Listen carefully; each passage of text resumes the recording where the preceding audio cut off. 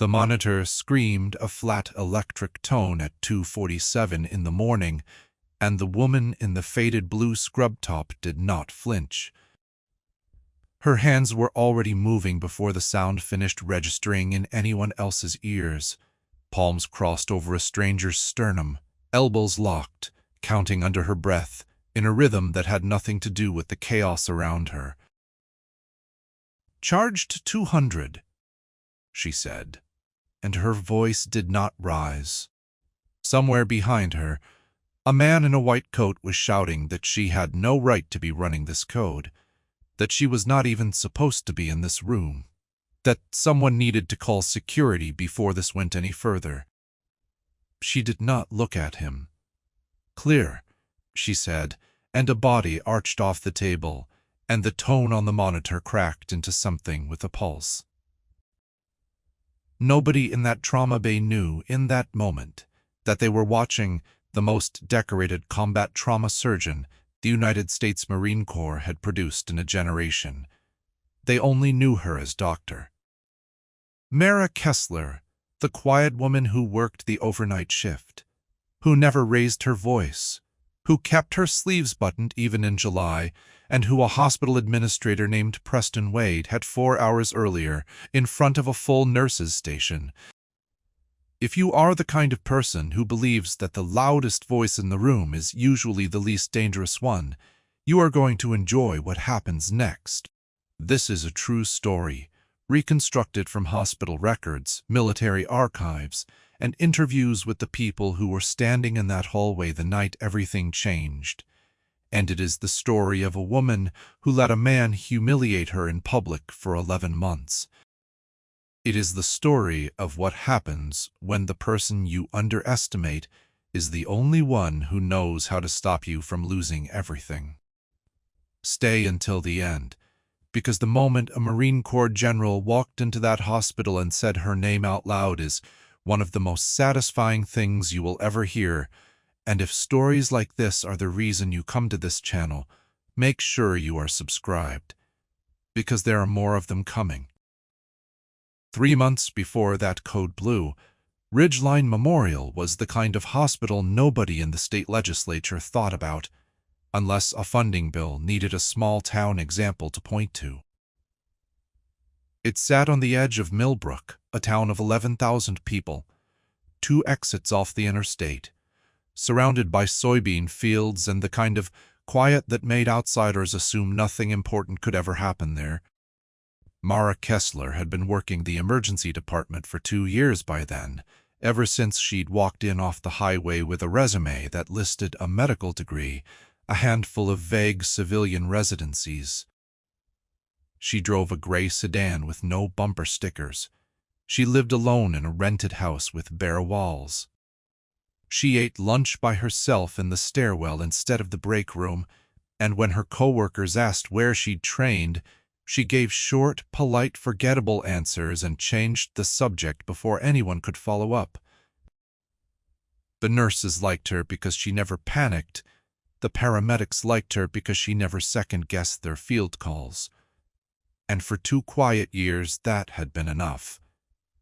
Then Preston Wade arrived, and quiet stopped being an option.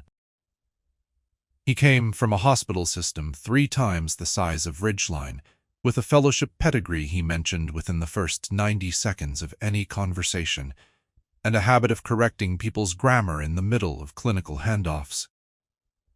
He had been hired to modernize the surgical department, and he treated that mandate like a coronation. Within his first month, he had rearranged the equipment carts, renamed the trauma protocols after himself in every unofficial conversation, and made it clear in the particular way that insecure men make things clear without ever saying them directly, that he considered the existing staff a collection of people who had settled for less. He was, by every metric that mattered to a hospital board, an excellent surgeon. He was also, by every metric that mattered to the people who worked 12-hour shifts beside him, exhausting. He had a habit, the first weeks, of scheduling meetings that could have been emails, entirely so that the room could watch him speak. He referred to the emergency department, in front of its own staff, as the Farm League, a phrase that made its way around the break room within a day and never quite left. He kept a framed photograph of himself shaking hands with a state senator on his office wall, angled so that anyone sitting across the desk would see it before they saw him, and he had, more than once, corrected a nurse's pronunciation of a medication name in front of a patient's family. But because it let him demonstrate, in real time, that he was the smartest person in the room, nobody at Ridgeline Memorial disliked him openly. That was not how small hospitals worked. They simply learned, the way water learns the shape of a container, to move around him rather than through him, to phrase disagreements as questions, to let him believe every good idea in the building had originated with him, because the alternative cost more energy than anyone had left at the end of a 12-hour shift. It took him 3 weeks to notice Mara Kessler, and when he did, what he noticed first was not her work. It was the way she didn't defer to him. The first time it happened, it was small enough that nobody but the two of them fully registered it. A 22-year-old man had come in with a stab wound to the abdomen, hemodynamically unstable, and Wade had called for an approach that Mara, reading the monitor over his shoulder, quietly suggested might miss a retroperitoneal bleed.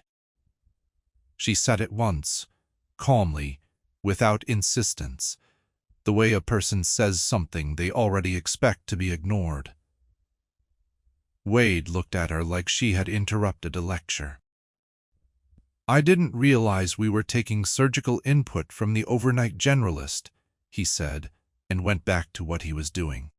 He was right about the approach, as it happened, that particular time, and he made sure everyone in the room remembered it. Mara said nothing else.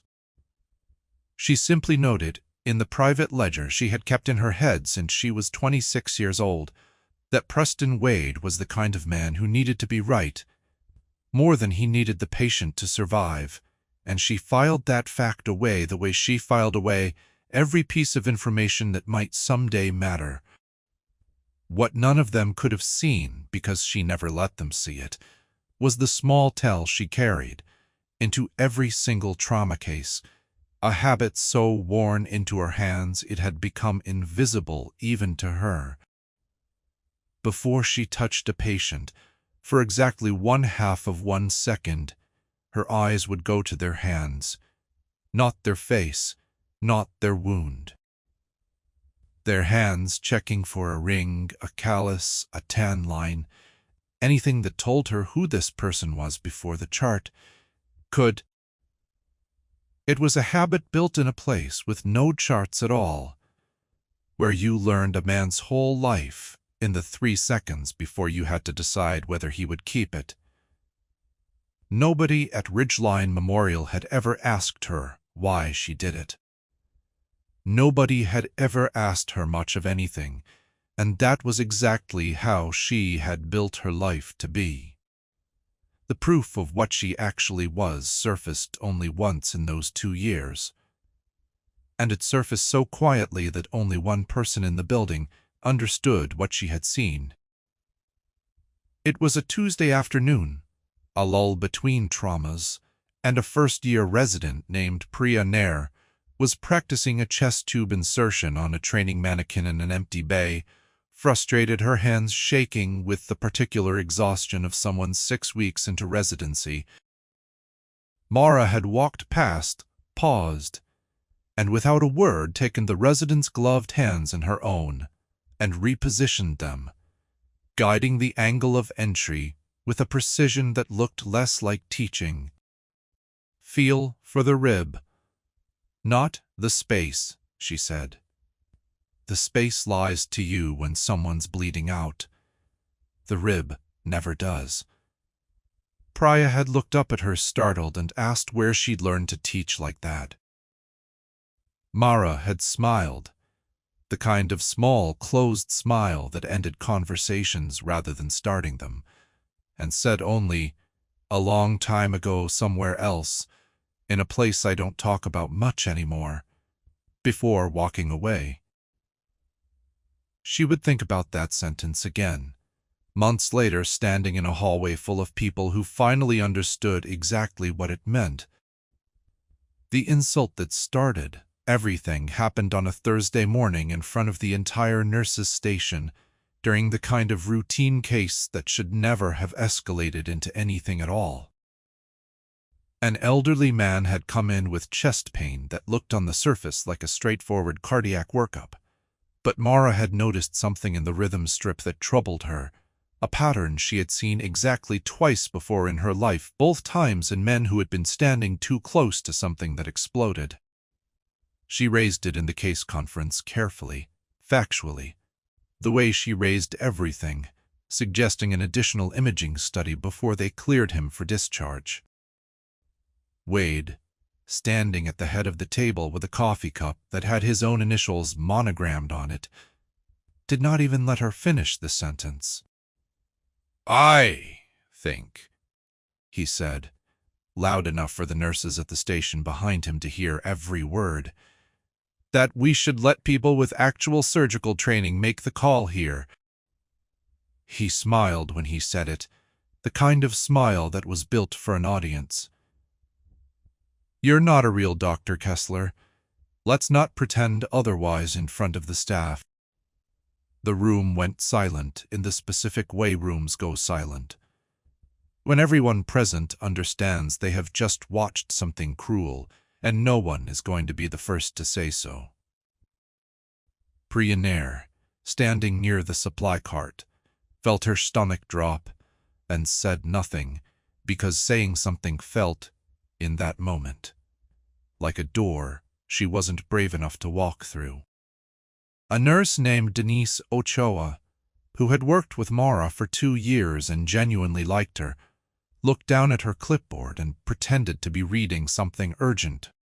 And Mara Kessler, the only decorated trauma surgeon in the history of the United States Marine Corps ever awarded the Navy Cross for actions performed under sustained enemy fire in the Second Battle of Fallujah, stood in the middle of a small-town emergency department. She ordered the imaging anyway, quietly through a different attending, and it confirmed exactly what she suspected. She never mentioned Wade's comment again. She went home that night, sat alone at her kitchen table, and did something she had not done in almost a year. She took a small, worn leather notebook out of a locked drawer, the kind of notebook with a cracked spine and a faded stain across the cover that might once have been red, and she opened it to a page near the middle, and she read a name written there, in handwriting that was not her own. And she sat with it for a long time before she put it away again. There was a second detail from that Thursday morning that nobody but Mara herself ever fully understood, and it mattered more than the imaging order or the insult that followed it. The rhythm strip she had flagged belonged to a man named Harold Vance, 71 years old, a retired quarry foreman who had spent 4 decades around blasting equipment, and the pattern she recognized in his heart rhythm was one she had first learned to read not in a cardiology textbook. Idenda Marine, who had been standing 40 feet from a detonation and walked away from it, looking to every untrained eye in the building, completely fine. Blast overpressure did strange delayed things to a heart, things that did not always show up as trauma in any conventional sense, and Mara had learned the hard way, watching a healthy 23-year-old collapse 11 hours after he insisted he was uninjured, that the difference between catching that pattern and missing it was the difference between a man walking out of a hospital and a man never walking out of anything again. She had said none of this to Wade. She had simply ordered the imaging quietly through Denise Ochoa, And when the scan confirmed a small aortic dissection that would have killed Harold Vance in his sleep within the week, she had not told anyone how she knew to look for it. She had simply closed his chart, gone home, and opened the notebook. To understand why she let a man like Preston Wade humiliate her in a room full of people without ever defending herself, you have to go back 11 years to a place that does not exist anymore in the way it existed then, to a surgical unit set up inside the shell of a municipal building in Fallujah. During the second and far bloodier assault on that city, when a 29-year-old Navy trauma surgeon named Lieutenant Commander Mara Kessler ran the most forward surgical team the Marine Corps had, she had volunteered for the position. Nobody made her go. She had finished her surgical fellowship at 2080 with offers from 3 prestigious hospital systems on the East Coast, and instead she had signed on with a forward resuscitative surgical system unit, the kind of assignment that put a scalpel 11 minutes from the front line, with the particular stubbornness of someone who had grown up watching her own father die slowly, of a wound that could have been treated faster. That 11 minutes. In the 6 weeks of the worst fighting the city saw, her team treated 212 casualties inside a building with intermittent power and no windows, under conditions that would have shut down any hospital in the country she had come from. Every hospital corpsman and every Marine who passed through her table called her by the name that would follow her for the rest of her life, without her ever choosing it or wanting it. Doc Kessler, and later, simply.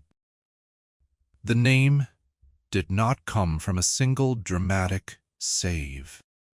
It came from 100 small ones, stitched together across 6 weeks by people who had watched her work with her bare hands inside a chest cavity by flashlight, while mortar rounds landed close enough to shake dust from the ceiling onto the open wound.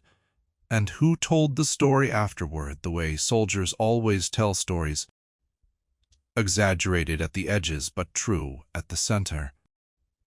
What none of them saw, because she never let them see it, was what happened to her on the 40th day, when a 20-year-old lance corporal named Danny Cho was carried in with wounds she had seen save men before, wounds that should have been survivable, and for the first time in 6 weeks her hands were not fast enough. She worked on him for 51 minutes. She lost him at minute 52. In the 51 minutes in between, she remembered every detail with a clarity that never faded, not once. In 11 years, the way the generator had cycled off for 4 seconds at minute 31 and plunged the room into darkness lit only by a single headlamp, strapped to a corpsman's forehead, the way Danny Cho had for one lucid moment near the end. Asked her not to tell his mother he'd been scared, and the way she had promised him, in a voice she had trained herself never to let shake, that there was nothing to tell because he hadn't been. She had believed for a long time afterward that the 52nd minute was the moment she failed him. It took her years and the quiet of an emergency department in a town most people couldn't find on a map to understand that the 51 minutes before it were the only reason his mother ever got to bury her son. All. She wrote his name in a small leather notebook that night, the same notebook that sat in a locked drawer in a rented house in Ohio 11 years later. And beside his name she wrote 3 words she had never told another living person. And then she closed the notebook and did not open it again until the night Preston Wade called her a fraud in front of the entire nursing staff. She left the military 18 months after Fallujah, not because she had stopped being good at the job, but because she had discovered that she could not do it anymore without hearing Danny Cho's voice in the quiet moments. And she made a decision that surprised everyone who had ever served with her. She did not take a position at a trauma center. She did not write a book or take speaking engagements or accept the medal ceremony the Corps wanted to hold in her honor.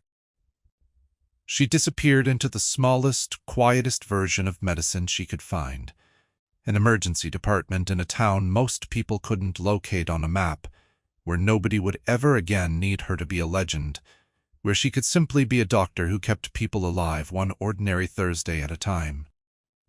And where the worst thing anyone could say about her was that she wasn't real. She had let Preston Wade believe that for 11 months, because the truth was heavier than the insult, and she had decided a long time ago that she would rather carry the insult. That decision held for 11 months, until the morning a school bus carrying the Millbrook High School wrestling team crossed the center line on Route 9 into the path of a fuel tanker, and Ridgeline Memorial Hospital became, for 6 hours, the only trauma center within 40 miles capable of receiving what was coming. The first call came in at 7:52 a.m., a single ambulance, a driver reporting a rollover with multiple patients and a fire on scene. And within 4 minutes the number of patients had climbed from unclear to 11 to, finally, 17 confirmed casualties, being triaged in a farm field by paramedics who had never in their careers handled anything close to this scale. Ridgeline Memorial had a disaster protocol on paper. It had never been tested against anything worse than a multi-car pileup on the interstate, 4 or 5 patients at once, manageable with the staff on hand. 17 patients, a third of them critical, was a different category of emergency entirely, and Preston Wade, standing in the center of the emergency department at 7:58 a.m., froze in the specific way that people freeze when their training has prepared them for authority, but not for this particular shape of chaos. He gave orders. That was not the problem. The problem was that the orders were wrong, built around a triage protocol designed for a hospital with 3 times the surgical capacity Ridgeline actually had, and built around an assumption, unspoken but absolute, because he had never once in 11 months considered the possibility that anyone else in that building might be more qualified than he was. He designated himself as the sole surgical lead for the incoming mass casualty event. He assigned Mara Kessler to secondary triage, the intake desk, a role that would keep her processing paperwork and vital signs while children bled out in bays she was not permitted to enter. Denise Ochoa, standing beside the radio, looked at Mara with an expression that asked a question neither of them had words for yet. Mara looked back at her, and for the first time in 2 years, something in her face changed. It was not fear. It was recognition. The specific, total body recognition of a person watching a scene she had lived through before. In a different building, in a different country, with the same wrong assumptions being made by the same kind of confident, unqualified authority. "Dr. Wade," she said, and her voice was quiet, but it carried the way a voice carries when someone has spent a decade learning exactly how much volume a trauma bay actually needs. You need a second surgical team running in parallel, not one team running sequentially. At this patient volume, sequential triage means people die in the hallway waiting for a table that's already occupied. Wade turned to her, and in front of the assembling staff, in front of paramedics already wheeling in the first gurneys, he said the same 6 words he had said 11 months earlier, the words that had become, without either of them intending it, a kind of motif that ran underneath every interaction they'd ever had. "You're not a real doctor, Kessler." He turned back to the radio. "Get to intake." The first ambulance came through the doors at 8:04 a.m., and inside it was a 16-year-old boy named Tyler Ruiz, Denise Ochoa's nephew, unconscious, with a crushed chest and a blood pressure that was already sliding toward the number. Denise looked at the boy on the gurney, looked at Preston Wade already moving toward a different patient in a different bay, and looked finally at Mara Kessler standing at the intake desk with a clipboard she had not yet touched. Mara set the clipboard down. What happened over the following 2 hours at Ridgeline Memorial has since been documented in incident reports, hospital board testimony, and a state emergency medical services review. Because no document can capture the specific silence that falls over a room when everyone in it realizes in real time that they are watching something they will never see again in their careers. Mara Kessler walked past Preston Wade without asking permission, knelt beside Tyler Ruiz's gurney, and in 4 seconds assessed a tension pneumothorax that weighed 30 feet away and focused on a different patient. She called for a chest tube kit in a voice that made 2 nurses move before their brains had finished processing the instruction. Denise Ochoa, tears already on her face, handed her the equipment with hands that were shaking. And Mara's hands were not shaking at all. 14 gauge, second intercostal space, midclavicular, Mara said. Already moving, already past the point where she needed anyone to confirm what she already knew. The rush of trapped air that followed was audible across the bay, a sound like a small door opening, and Tyler Ruiz's oxygen saturation, which had been sliding through the 60s, began almost immediately to climb. Wade heard the commotion and turned, and what he saw was a nurse he had hired to answer phones and check vitals, performing an emergency thoracic decompression on a patient he had not yet triaged, using a technique with a speed and economy of motion recognized immediately as belonging to someone who had done this hundreds of times before, in conditions far worse than a Thursday morning in Ohio. "What do you think you're doing?" he said, and for the first time his voice did not carry the practiced confidence it usually did.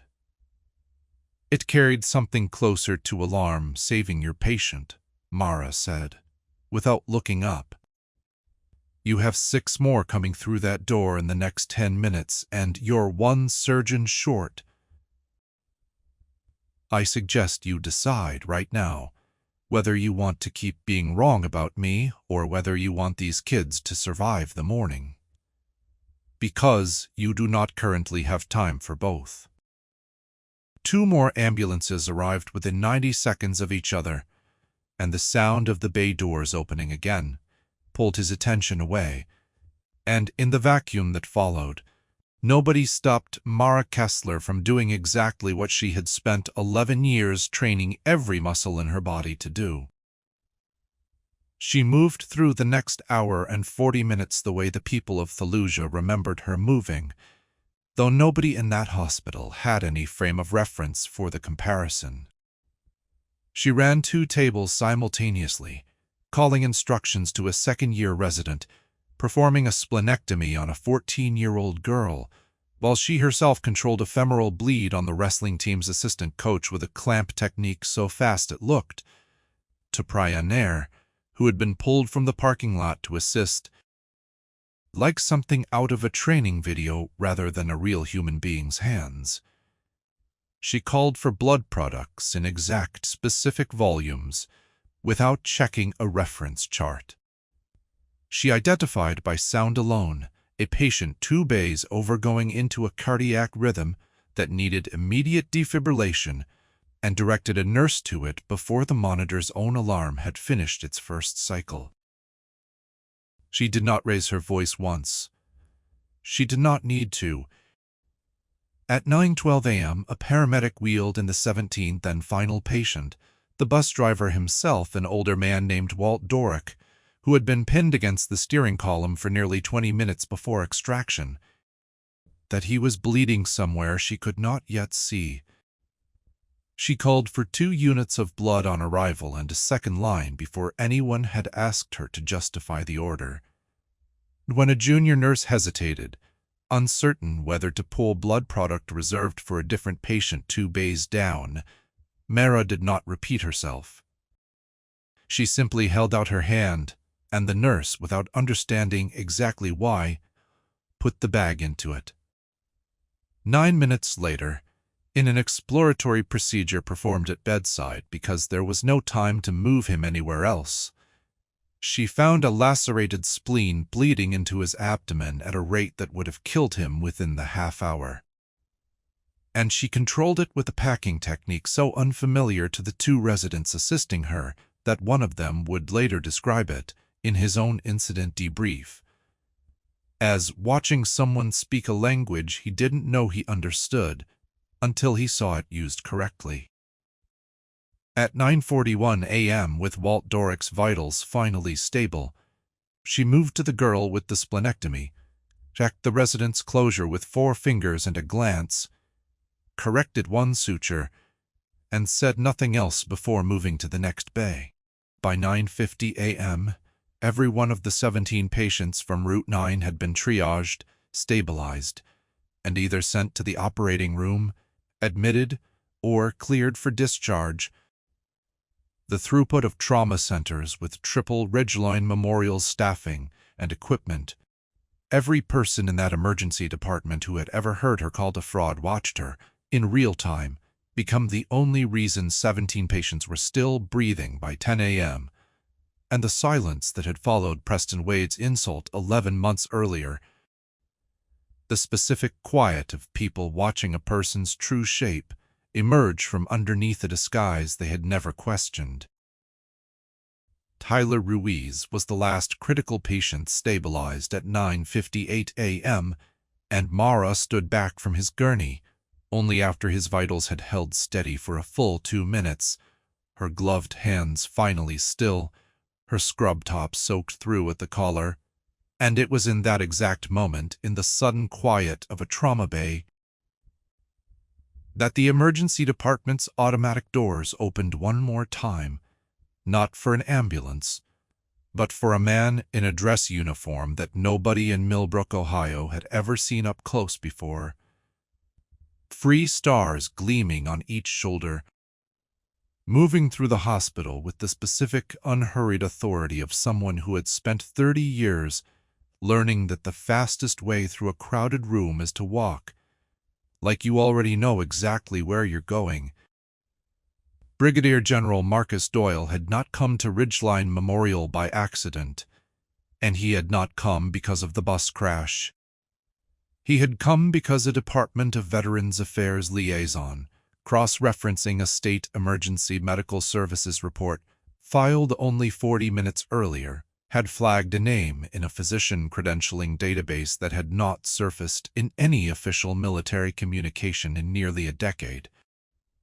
A name attached to a service record that had been quietly sealed at Mara Kessler's own request when she left the Corps, and a colleague of Doyle's, recognizing the name from a war he had fought in himself, had made one phone call that turned into another, until a general who had commanded Marines in Fallujah found himself standing in a small-town emergency department less than 90 minutes after learning that the woman who had saved his own life 11 years earlier was, as far as anyone could tell, still alive and working 40 miles from an interstate exit under a name nobody in the Corps had heard spoken aloud in years. He stopped just inside the doors, and the entire staff of the emergency department, still moving on triage adrenaline, still catching their breath from a morning none of them would ever fully describe to anyone who hadn't lived it. The way a room does when it senses that something larger than the crisis it just survived has walked into it.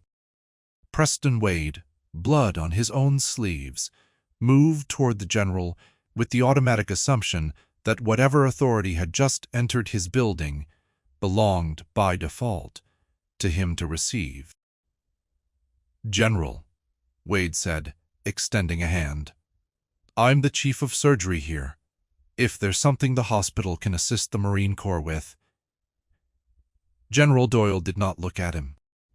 His eyes moved past Wade's outstretched hand across the trauma bay, past the gurneys and the blood-soaked gauze and the exhausted staff, found the woman standing near Tyler Ruiz's bedside, gloves still on. From professional composure to something far older and far more unguarded than anyone in that building had ever seen on her face.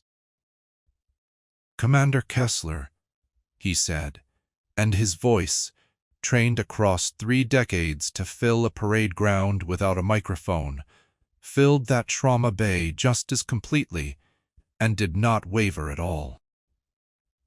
"I did not think I would ever get the chance to say this to your face again. But I owe you my life. And so do 180 men who walked out of Fallujah because a 29-year-old surgeon refused to stop operating when a mortar round took out half her building's power grid."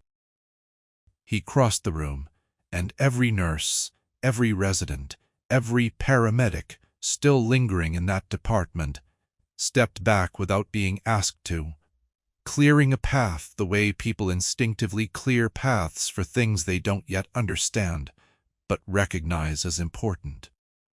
He stopped an arm's length from her, and for a moment the general, who had commanded thousands of Marines across 3 deployments, simply looked at her the way a person looks at someone they had genuinely believed in some quiet, unspoken corner of themselves.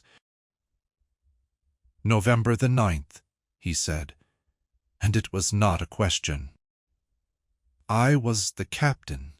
You pulled off a stretcher with a collapsed lung and a piece of shrapnel 2 centimeters from my subclavian artery, and you told me, while you had both hands inside my chest, that I was going to be fine, and I have commanded Marines for 31 years, Commander. I have shaken hands with 4-star generals and 2 secretaries of defense. I have never in my career met anyone whose hands I trusted the way I trusted yours in that room, and I have spent 11 years wondering what happened to the woman who saved them. Some of you," he said, turning now to address the room, to address Preston Wade directly, though he never raised his voice to do it, "may know this woman as your overnight physician. I am here to tell you that the United States Marine Corps knows her by a different name. We call her the Legend of Fallujah, and there is no surgeon, active or retired, in this country's military who does not know that name and know exactly what it means." The silence that followed was total.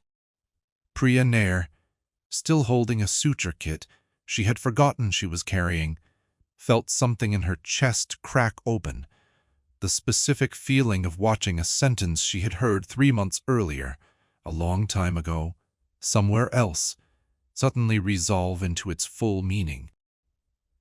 Denise Ochoa put a hand over her mouth, and Preston Wade, standing in the middle of the room he had spent 11 months believing he controlled, felt every certainty he had built his identity on.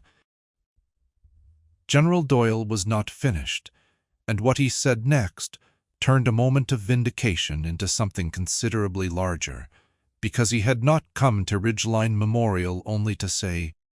He had come because the credentialing flag that alerted the Department of Veterans Affairs had surfaced something else buried in the same database search, something that had nothing to do with Mara Kessler at all, and everything to do with the man standing across the room from her, and it was, in the general's own words, delivered flatly and without any theater at all, the reason the timing of his visit was not a coincidence. 8 years earlier, Preston Wade had served briefly as a contracted civilian trauma consultant at a military hospital overseas, a posting that had ended after 11 months under circumstances the official record listed only as a mutual non-renewal of contract. What the official record did not list, and what General Doyle's staff had spent the better part of that morning confirming through channels that existed specifically to catch things like this, was that Wade's departure had followed an internal review, cases in which he had listed procedures as successfully completed, that had, according to the nursing staff on duty at the time, never actually been performed to the standard documented, cases that had been quietly settled and quietly scrubbed from the credentialing systems that hospitals like Ridgeline Memorial relied on when they hired their chiefs of surgery. The review had never become public. The military at the time had been more interested in avoiding a scandal than pursuing accountability, and Wade had walked out of that posting with a clean civilian record and a story about philosophical differences with the command structure that he had been telling at dinner parties and interview panels ever since. Mara had never known any of this. She had spent 11 months absorbing Preston Wade's contempt and silence, assuming it was simply the ordinary cruelty of an insecure man, never once suspecting that the person humiliating her for not being a real doctor had built his entire career on a foundation of falsified competence. Like the only honest thing in the room when General Doyle laid the outline of it out loud, carefully, factually, in front of the hospital's assembled emergency staff. He was not doing it to humiliate Wade the way Wade had humiliated Mara. He was doing it because a hospital that had just survived a mass casualty event needed to understand immediately and completely exactly whose judgment had almost gotten Tyler Ruiz and 16 other patients killed that morning.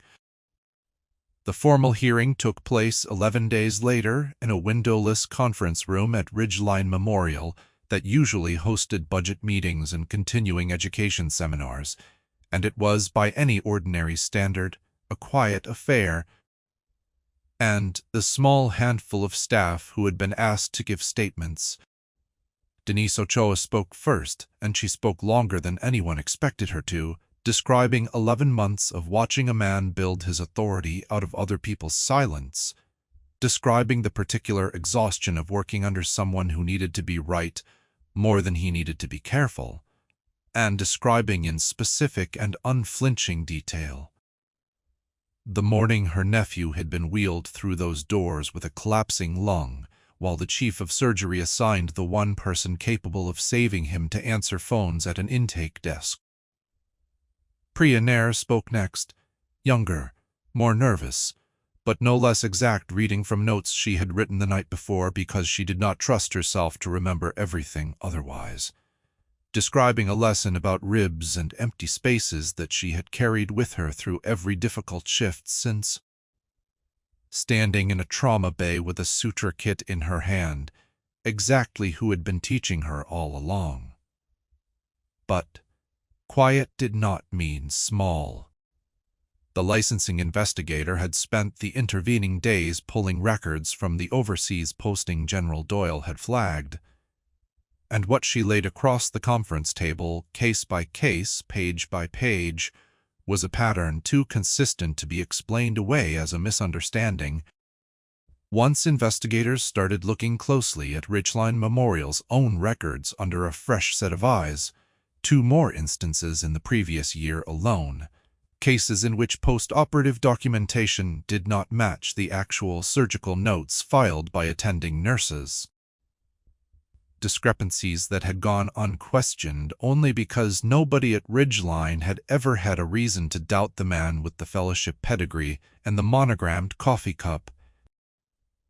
Mara was asked to speak only once near the end of the hearing, and she did so the way she did everything, briefly and without embellishment. She did not talk about Fallujah. She did not talk about the Navy Cross or Danny Cho or the 11 years she had spent trying to build a life quiet enough that nobody would ever ask her to be a legend again. She opened the small leather notebook she had brought with her, the one with the cracked spine and the faded stain on the cover, and she read in a flat, steady voice a single line she had written the morning after the bus crash. a habit she had never broken since the day she wrote Danny Cho's name inside a different building in a different country. 14-gauge needle, second intercostal space, 8:06 a.m. survived. She read, and then she closed the notebook and set it on the table in front of the board, open to a different page entirely, a page from 11 years earlier, dated, time-stamped, and countersigned by 2 Navy corpsmen, whose names were still, after everything, achingly familiar to General Doyle when he later confirmed the entry under oath. "I have kept a record of every patient I have ever touched," she said, "for 11 years in war and out of it, because a record is the only thing that does not lie about what actually happened in a room. Dr. Wade has never kept one. I would ask the board to consider what that difference has cost this hospital, and what it very nearly cost a busload of children 11 days ago." The board's decision took less than 40 minutes. Preston Wade was removed from his position as chief of surgery effective immediately. His medical license referred for a formal state review that would, over the following year, result in a lengthy suspension, and his employment at Ridgeline Memorial terminated with a public statement the hospital board insisted on issuing. At Denise Ocho's quiet but persistent request, so that the nursing staff who had watched him build a culture of fear around his own fragile authority would finally have something in writing to point to. He left the building on a Friday afternoon, carrying a single cardboard box, past a nurse's station that did not look up, and nobody in that hospital ever saw him again. Mara Kessler was offered his job. The board, the same meeting, in the same 40 minutes, voted unanimously to name her chief of surgery, with a salary and a title and a level of institutional recognition. She thanked them. She asked for a week to think about it. And at the end of that week, she walked into the board chair's office and turned it down, not because she did not want the responsibility, but because 11 years earlier, she had made a promise to herself, sitting beside a table where a 20-year-old Lance Corporal had died under her hands, despite everything she knew how to do, that if she ever got another chance to practice medicine, she would practice it exactly where it was needed most, and exactly as quietly as she could stand to do it, without titles, without ceremonies, without anyone ever again needing her to be a legend before they would let her save their life. She took instead a lesser title that meant more to her than any of the others: Senior Attending Physician, Overnight Emergency Department, the same job she had been doing for 2 years, with one addition the board insisted on over her objections: a formal teaching role, because Priya Nair and 3 other residents who had watched her work that Thursday morning had petitioned, in writing, for the chance to learn trauma medicine from the only person any of them had ever seen perform it, like a language rather than a discipline. Mara accepted that part. She began holding a weekly training session in the same empty bay where she had once repositioned Priya's shaking hands on a mannequin, and she taught the same lessons she had given that day, refined now into something closer to a philosophy than a technique. Feel for the rib, not the space. The space lies to you when someone's bleeding out. The rib never does. The session started small. 4 residents gathered around a training mannequin on a Tuesday evening once the department had quieted. But word travels fast in a hospital where everyone had heard some version of what happened on Route 9. Nurses and residents and even one of the paramedics who had wheeled Tyler Ruiz through the doors that morning, all of them wanting to learn, not just the mechanics of trauma care, but the particular calm that had let her run 2 tables at once without ever raising her voice. She never told them about Fallujah directly, She did not need to. It was there in the way she demonstrated a clamp technique, with her eyes half closed, trusting her hands completely, and in the way she corrected a resident's tourniquet placement by simply saying, "Tighter." A wound that's still bleeding doesn't care how uncomfortable the patient is, and in the way she always, without exception, ended every session the same way, asking each person in the room to say the name of one patient they had helped that week out loud, so that the names would not simply disappear into a chart. Nobody read twice. Priya Nair 6 months later was the one who suggested they keep a shared notebook of their own, not identical to Mara's, but inspired by it. A small green ledger kept in the nurse's station where anyone on staff could write down a name and a single line about what had been done to save them. Mara had said nothing when she first saw it sitting on the counter. She had simply picked up a pen, turned to a blank page, and written Tyler Ruiz's name at the top, followed by a single line in handwriting that a dozen people in that hospital would come, over the following years, to recognize immediately. Tyler Ruiz came back to the hospital himself 3 months after the crash, not as a patient, but as a visitor, walking under his own power with a scar across his ribs he would carry for the rest of his life, and he asked, through his aunt. Mara had agreed, reluctantly, uncomfortable as always with anything resembling gratitude delivered face to face. And when the boy walked into the break room and simply said thank you, twice, without embellishment, she had nodded once and told him the only thing she ever told anyone in that position: that his job now was not to thank her, but to go live a life worth the 11 minutes it took her to save it. He had laughed, not fully understanding her, and she had let him laugh, because some things did not need to be understood in the moment to matter later.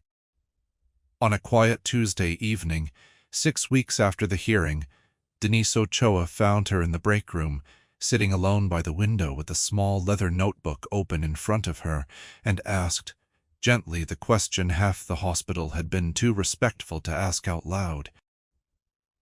Why had she let it go on so long?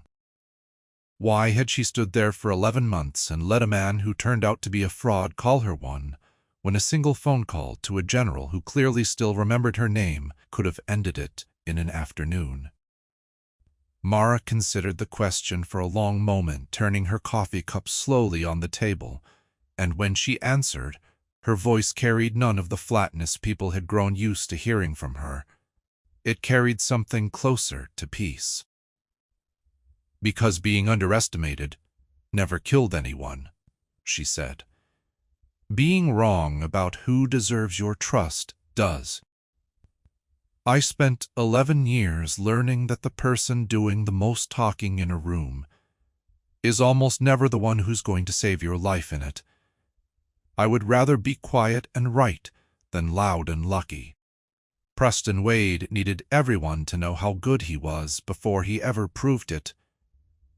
I only ever needed the patient to survive. She closed the notebook and slid it back into her coat pocket where it had lived in one form or another for over a decade. Some of the most capable people you will ever meet will never once tell you what they're capable of. You have to watch what they do with their hands when everything falls apart. That's the only test that's ever actually mattered. If there is a single thing this story asks you to carry with you, let it be that. The people who talk the loudest about their own competence are rarely the ones you should trust with your life. And the quiet ones in the room, the ones who never explain themselves, who never correct the record, who let the insults stand because the truth is heavier than their pride, are very often the exact people holding everything together while everyone else falls apart. Mara Kessler still works the overnight shift at Ridgeline Memorial. She still eats lunch, alone in the stairwell most days. though Priya Nair has started joining her twice a week, and Mara has stopped telling her to leave. She still checks a patient's hands before she checks their chart, a habit built in a place that does not exist anymore in the way it once did, and she still writes a name in a small leather notebook every time she saves someone, a record kept not for anyone else's approval, but because she made a promise a long time ago that she would never again let a life pass through her hands without being counted. The green ledger at the nurse's station has filled 3 volumes since that Tuesday, each name entered in a different hand, each line a small, quiet proof that the people who do this work rarely need an audience to keep doing it well. And on the nights when the department is slow enough to hear the clock on the wall, Mara Kessler still sits in the stairwell with her lunch, not because she is hiding anymore, but because some habits, once they have kept you alive long enough, simply become the shape of who you are. If this story moved you, share it with someone who needs to hear it, and subscribe for more true stories about the quiet, underestimated people who turn out, when it matters most, to be the strongest, steadiest, and most capable ones standing in the room when everyone else has run out of answers.